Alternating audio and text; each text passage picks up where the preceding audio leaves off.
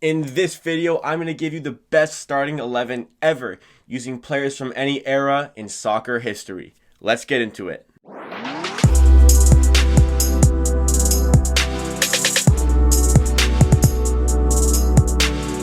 What's up everybody? Jacob Fellaini here with Amateur Hour Sports, where we give you raw and unfiltered sporting content Monday, Wednesday, Friday, and Saturday. So if it is your first time here with me today, make sure you subscribe to Amateur Hour Sports right now to stay up to date with all the future episodes coming your way very soon.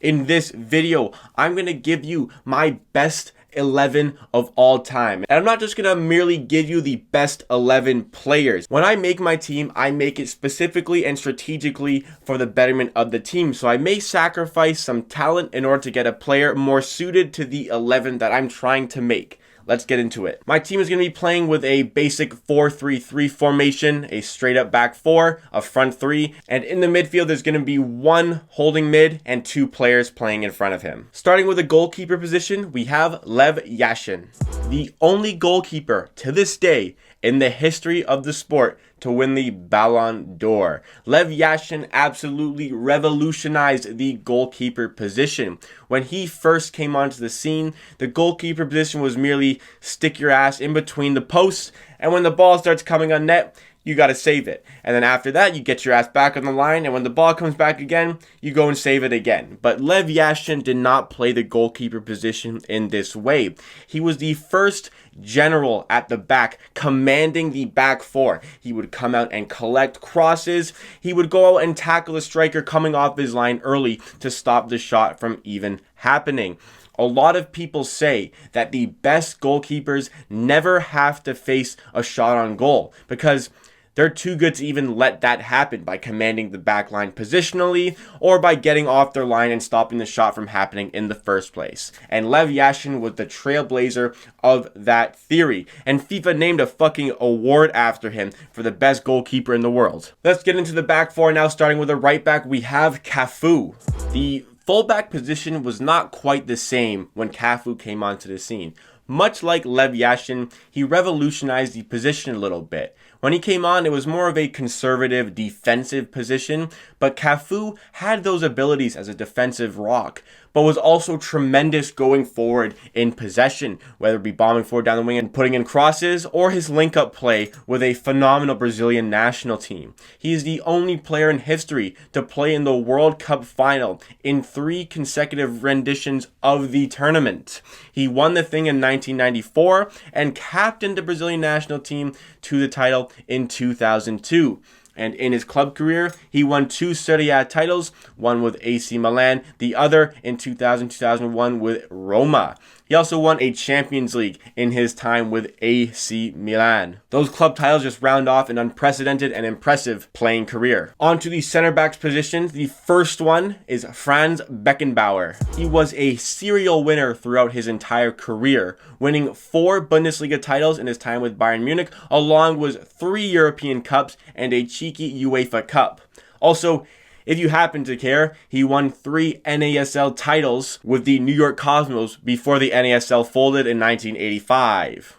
His international career parallels in its impressive aspect, as he won the 1972 Euros with the German national team, and he also captained the team to 1974 World Cup glory. He's also another trailblazer in his position, as before he came on, the center back position was simply focused on tackling and defending, but Franz Beckenbauer changed that, as he knew that the center back positions were the first players who started off the attack. As it gets distributed, the center backs must dictate the tempo going forward. Franz Beckenbauer was tremendous in this aspect.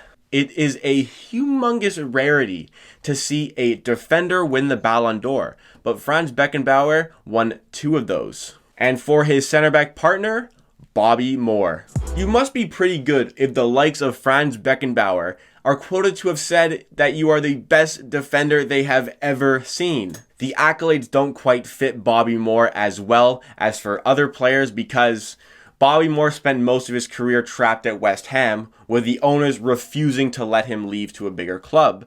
But even with West Ham, he managed to win 2 FA Cups, as well as a European Cup Winners' Cup. He is also the main reason why the England national team have a star above their logo, because he captained them to World Cup glory in 1966. This remains the only major international final the English national team have ever played in.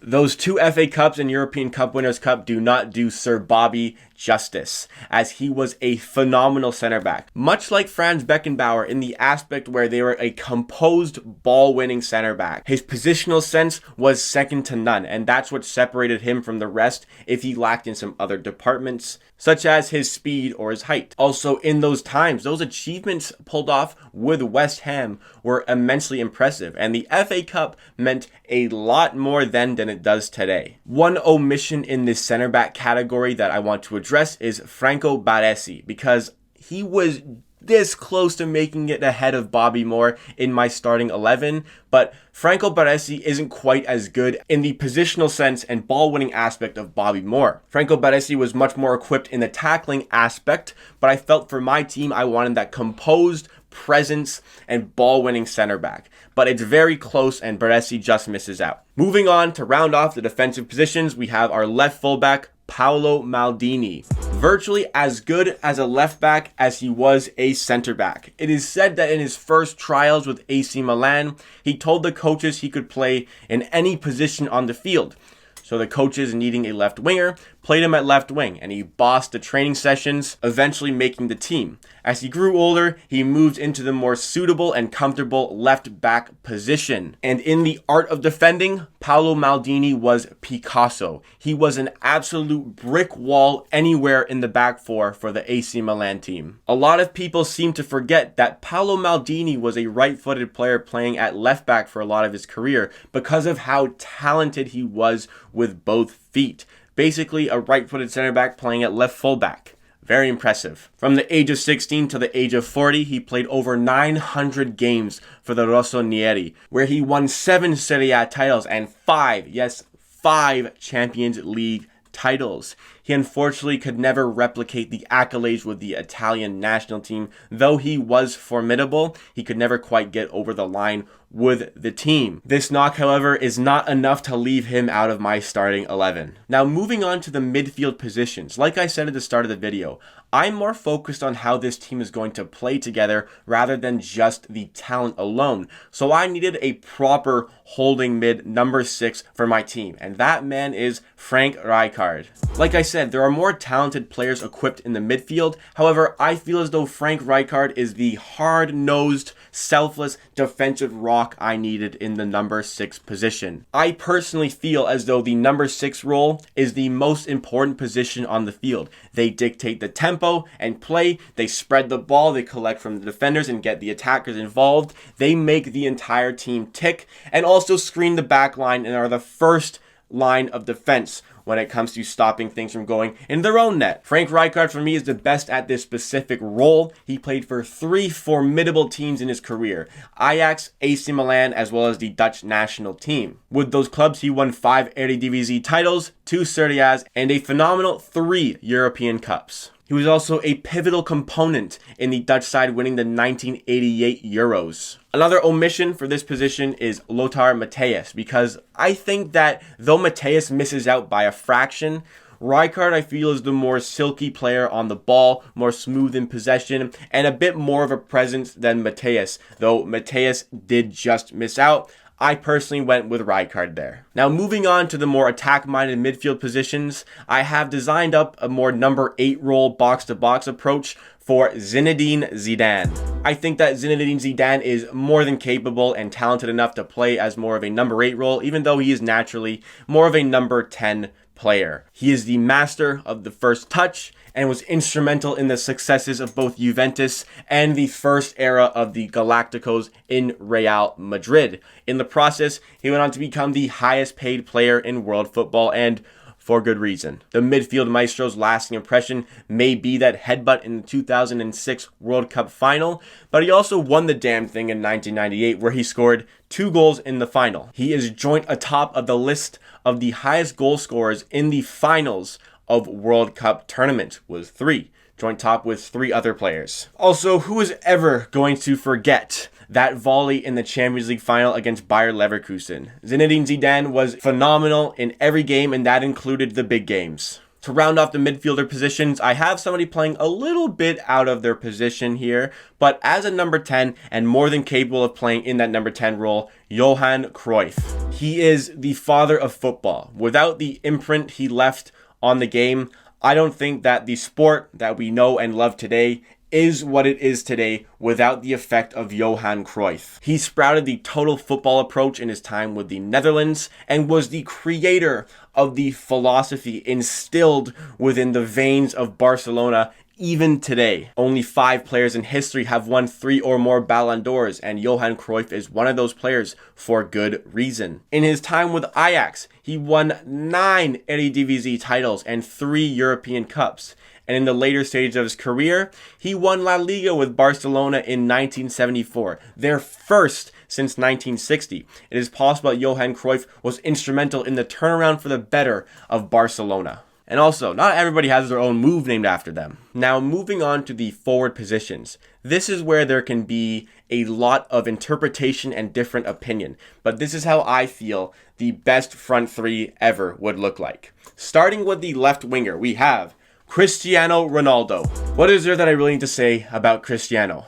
5 Ballon d'Ors, 5 Champions League trophies. He conquered England and then moved on to probably become the greatest Real Madrid player of all time. And that is an elite cast of players, but I think there's no better player who has ever played for that team. One of the most important transfers in soccer history. He was instrumental in Real Madrid winning La Decima, their 10th Champions League title. And then he went on to win another 3 in Real Madrid. He then sought after a new challenge and moved to Turin to play for Juventus, where he has already conquered and won a Scudetto there. He has the most Champions League goals in history, as well as the most goals in finals of the Champions League with 4. Cristiano Ronaldo, one of the greatest of all time, had to be in my team. Moving on to the spearhead number 9 position, we have Ronaldo Nazario. Maybe he would have been the greatest of all time without his injuries, but he is the greatest number 9 of all time, even with those injuries having happened. He was an absolute nightmare for defenders. He had every facet of the game. He was pacey, he was strong,